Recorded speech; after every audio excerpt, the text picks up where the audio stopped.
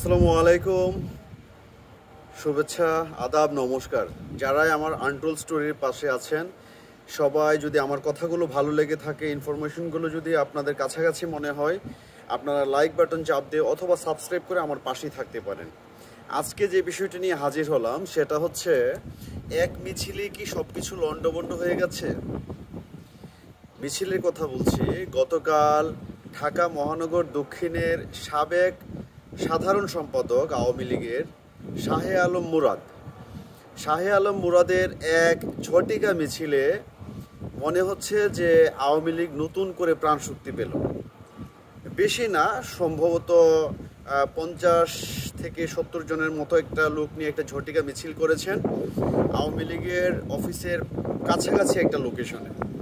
সেই লোকেশনের মিছিলেই মনে হয়েছে যে আওয়ামী লীগ নতুন করে একটা মাথা ব্যথার কারণ হয়ে দাঁড়িয়েছে।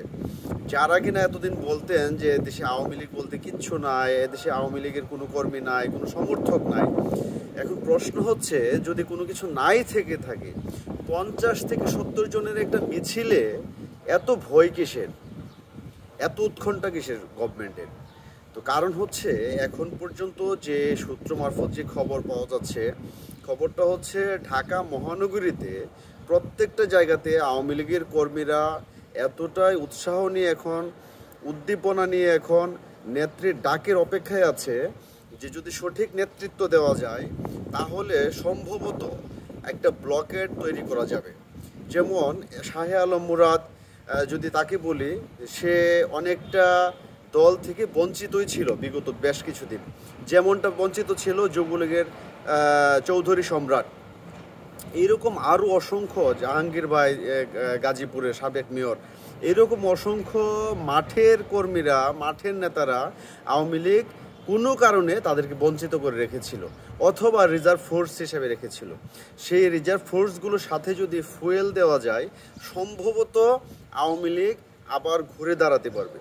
সেই জন্য ইউনূসের মাথা ব্যথার কারণ মুরাদ ভাইদের মতো যারা আছে, তারা যদি মাঠে নামতে পারে, তাদেরকে যদি ফুয়েল দেওয়া যায়, তাদেরকে যদি ঠিকমতো পেছন থেকে প্যাট্রোনাইজ করা যায়, সম্ভবত আওয়ামী লীগ আবার ঘুরে দাঁড়াতে পারবে।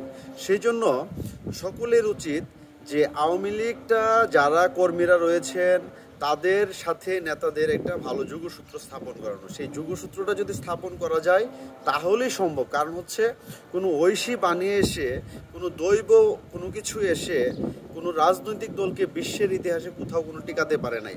অতএব মাঠে যদি টিকতে হয়, মাঠের রাজনীতির মাধ্যমে আওয়ামী লীগকে টিকতে হবে।